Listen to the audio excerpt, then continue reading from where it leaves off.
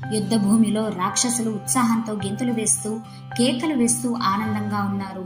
వానరులందరూ చాలా నిరుత్సాహంతో దీనంగా నిలిచి ఉన్నారు. రాక్షసులు సీతమ్మని పుష్పక విమానంలో తీసుకువెళ్లి యుద్ధ భూమిలో పడి ఉన్న రామలక్ష్మణులని చూపించారు. సీతమ్మ కిందకి చూడగా బాణముల చేత కొట్టబడిన రామలక్ష్మణులు పడి ఉన్నారు.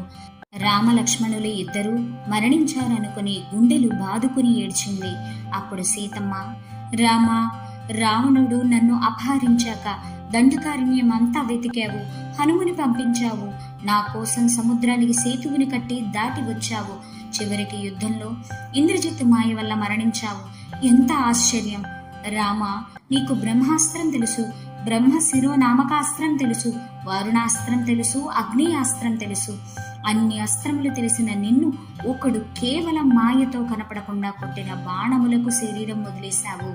నువ్వు మరణించావన్న వార్త విని కౌసల్యాదులు బతుకుతారా? అయోధ్యలా ఉంటుందా?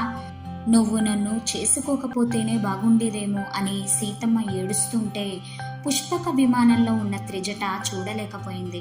అప్పుడు త్రిజట, ఏడవకు సీతమ్మ, రామలక్ష్మణులు మరణించలేదు, వాళ్ళిద్దరూ సజీవంగా ఉన్నారు. నేను నిన్ను ఓదార్చడానికి మాటలు చెబుతున్నానని అనుకుంటున్నావా? కానీ నేను నీకు రామలక్ష్మణులు బతుకున్నారని చెప్పడానికి ఒక బలవత్తరమైన కారణం చెబుతున్నాను. భర్త మరణించిన స్త్రీ కానీ ఈ పుష్పక విమానం ఎక్కితే ఇది పైకి ఎగురదు.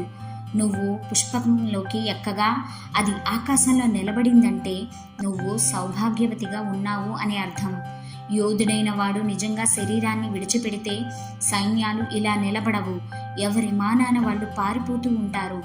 రామలక్ష్మణుల ముఖాల్లో కాంతి ఏమాత్రం తగ్గలేదు. కొద్దిసేపు మూర్ఛపోయారు, అంతే. కొద్ది కాలంలో రావణుడి 10 తలలు పడిపోయి అదే పుష్పకంలో రాముడితో కలిసి నువ్వు అయోధ్యకు వెళ్ళిపోతావు.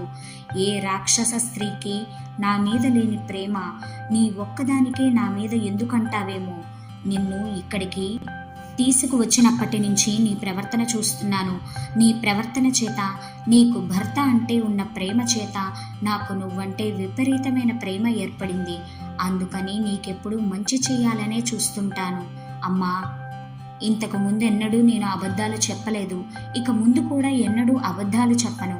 రామలక్ష్మణులు జీవించి ఉన్నారు అని చెప్పినది పరమ సత్యం. నువ్వు బెంగ పెట్టుకోకు తల్లి అని చెప్పింది. తరువాత ఆ పుష్పక విమానాన్ని అశోకవనానికి తీసుకువెళ్లి దింపేశారు.